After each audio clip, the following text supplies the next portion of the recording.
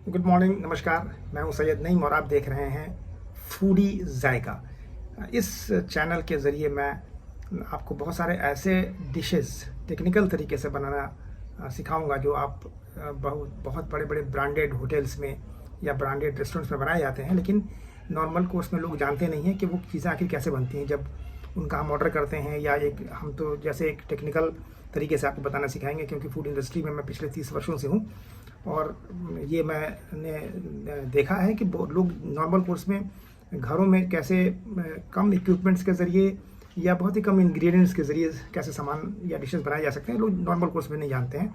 तो चलिए मैं आपको टेक्निकल तरीके से बनाना सिखाऊंगा कि किस तरीके से आप टेक्निकल तरीके से उसको अगर टेक्निकल अप्लाई करेंगे या टेक्नोलॉजी अप्लाई करेंगे तो फूड का जायका भी बदल जाता है। फूड एकदम जैसे लगेगा कि बाज़ार से आपने बना रखा है, मंगा रखा है, और कोई भी इसमें अंतर नहीं कर पाएगा कि किस तरीके से लोगों ने आपने इसे बनाया है। तो टेक्निकल तरीके से फूड बनाना बहुत ज़रूरी होता है। तो मैं आपको बीच बीच में टिप्स भी देता रहूँगा कि टेक्निकल तरीके से कैसे फूड को बनाया जा सकता है। देखिए, जब मैं इधर ऑस्ट्रेलिया में था तो मैंने वहाँ के बहुत सारे वहाँ एक पिज़्ज़ा बहुत कॉमन सा डिश है, हर जगह पिज़्ज़ा मिलता है, बहुत बड़े बड़े ब्रांड्स हैं पिज़्ज़ा के वहाँ पर। तो मैंने बहुत जगह जाकर पिज़्ज़ा खाया भी, देखा भी, और इसका रिसर्च भी मैंने काफ़ी दिन से किया।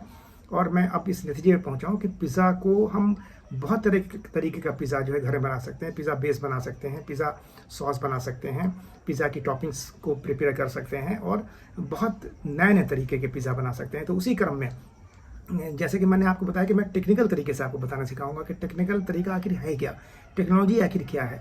क्योंकि जब आप टेक्नोलॉजी इसमें अप्लाई करेंगे तभी फूड अच्छा बनता है, और अगर टेक्नोलॉजी अप्लाई नहीं करेंगे तो फूड का वो टेस्ट नहीं आ पाता है। होटल इंडस्ट्री हो या कोई ब्रांडेड रेस्टोरेंट्स हैं हो या कोई भी ऐसे फूड आउटलेट्स होते हैं जहाँ पर टेक्नोलॉजी को ही यूज़ करके या टेक्निकल तरीके से फूड बनाया जाता है, तो वो टेक्निकल फूड कहा जाता है। और यही वजह है कि आप उस तरह के फूड में अगर टेक्नोलॉजी को अप्लाई करेंगे तो अच्छा खाना बनता है और टेस्टी बनता है और जायकेदारी बनता है। तो चलिए मैं आपको आज दिखाता हूँ कि पिज़्ज़ा कैसे बनाया जा सकता है। उसी क्रम में पहला जो पिज़्ज़ा मैं आपको बनाने के लिए जा रहा हूँ, जहाँ पर आप मान के चलिए कि पिज़्ज़ा बेस आपके पास है, पिज़्ज़ा सॉस आपके पास है, सारी चीज़ें रेडीमेड आपके पास अवेलेबल हैं। तो एग पिज़्ज़ा कैसे बना सकते हैं, यानी कि अंडे का पिज़्ज़ा कैसे बना सकते हैं। तो आज उसी में मैं आपको अंडे का पिज़्ज़ा बनाकर दिखाऊंगा, और इसमें पूरा टेक्निकल चीज़ें करूंगा, टेक्निकल तरीके से बताऊंगा। क्योंकि फूड जो बनाया जाता है, टेक्निकल फूड बनाया जाता है, तो वो फूड अधिक जायकेदार होता है, और अगर टेक्नोलॉजी उसमें नहीं अप्लाई करेंगे तो फूड इतना जायकेदार नहीं बन पाता है। तो चलिए शुरू करते हैं, और आज आपको दिखाते हैं अंडे का पिज़्ज़ा बनाकर कि किस तरीके से अंडे का पिज़्ज़ा बनाया जा सकता है। तो चलिए स्टार्ट करते हैं। कोई भी पिज़्ज़ा बनाया जाए उसके लिए जो बेसिक इंग्रेडिएंट्स होते हैं वो सबसे उसमें इंपॉर्टेंट होता है पिज़्ज़ा बेस। देखिए, मैंने आपको इसमें मेंशन किया है, और बहुत सारे ऐसी चीज़ें जो डाली जा सकती है, जैसे पिज़्ज़ा सॉस होता है, चीज़ होता है, मोज़रेला चीज़ है, ओलिव्स है, ग्रीन पेपर्स वगैरह हैं। वेजिटेबल्स में आप कुछ भी डाल सकते हैं और वो आपके चॉइस के ऊपर होता है। फिर हर्ब्स डाला जा सकता है, जैसे कि हमने मेंशन किया है, बेसिल्स है, कोरिएंडर है, ऑरिगेनो है, पेपर्स हैं, और एक्स्ट्रा टॉपिंग्स भी आप बहुत सारे ऐसी चीज़ों से कर सकते हैं। बहुत जगह फ्रूट्स, नट्स, अलग अलग नाम से चूँकि इनको पुकारा जाता है पिज़्ज़ाज़ को, तो हम इसमें मीट भी डाल सकते हैं, इसमें चिकन डाला जा सकता है, हैम, सॉसेजेस वगैरह डाले जा सकते हैं। बहुत सारे मीट्स इस तरीके से नाम अलग अलग पुकारे जाने से डाले जा सकते हैं। तो ये एक्स्ट्रा टॉपिंग्स है। बाकी तो जो मेन चीज़ होती है वो तो पिज़्ज़ा बेस है और सॉस होता है। बहुत सारे ऐसे वेजिटेबल्स हैं जिसमें आप टोमेटो, अनियन, कैप्सिकम और कैरेट्स वगैरह डाल सकते हैं। तो ये जो एग पिज़्ज़ा की बात है, तो ये हमें केवल एग इसमें एक्स्ट्रा ऐड करना है, जिसकी वजह से ये एग पिज़्ज़ा बनकर तैयार हो जाएगा। और इसमें हम जो एग यूज़ करते हैं, इसमें हम कच्चा भी अंडा डालेंगे और जो बॉयल्ड एग होता है वो भी डालेंगे।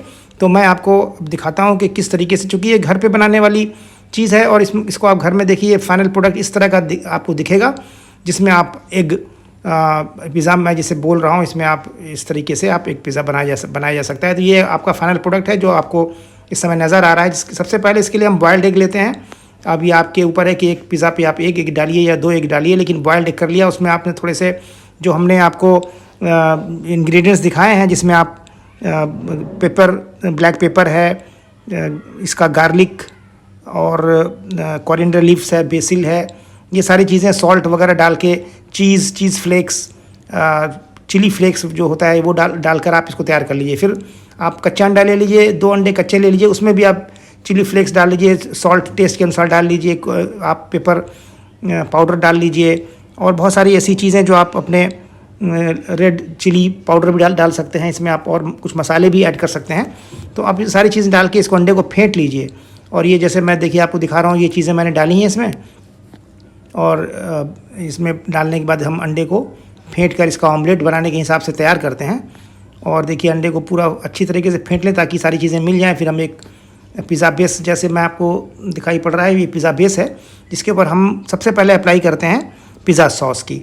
और पिज़्ज़ा सॉस अगर नहीं होता है तो आप इसमें टोमेटो केचप या टोमेटो सॉस भी डाल सकते हैं। उसमें थोड़ा सा एडिशनल आप गार्लिक और इसका पेस्ट, जिंजर का पेस्ट डाल सकते हैं, अदरक लहसुन का पेस्ट जिसे कहते हैं, डाल सकते हैं। चिली पाउडर डाल सकते हैं। उसके बाद इसको तैयार करने के बाद आप एक पैन ले लीजिए, उसमें थोड़ा सा हल्का तेल या कोई भी ऑयल, ओलिव ऑयल भी डाल सकते हैं। और उसके बाद अंडे को आप ऑमलेट बनाने के लिए जैसे इस फ्राई पैन में डाला जाता है उस तरीके से आप डाल दीजिए।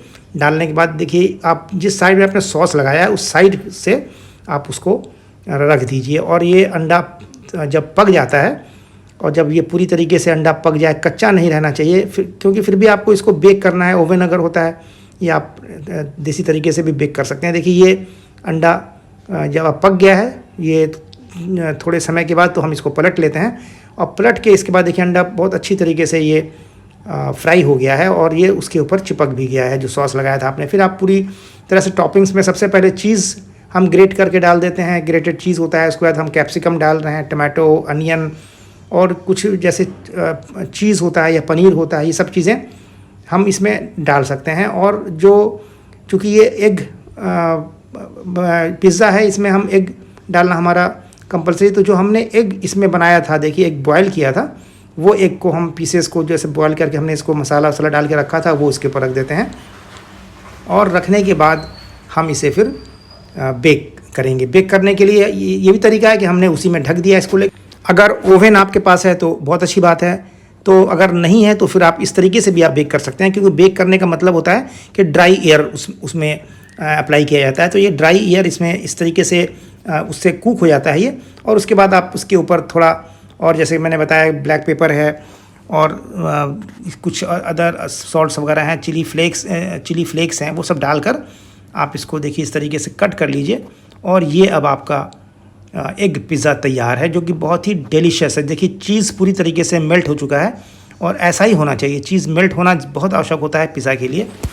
तो आप देख सकते हैं कि ये अब एग पिज़्ज़ा तैयार हो गया और ये खाने के लिए तैयार है। और आपके गेस्ट कोई घर पे आते हैं तो 5 मिनट के अंदर, यदि पिज़्ज़ा बेस आपके पास होता है तो आप 5 से 10 मिनट के अंदर इस पिज़्ज़ा को तैयार कर सकते हैं।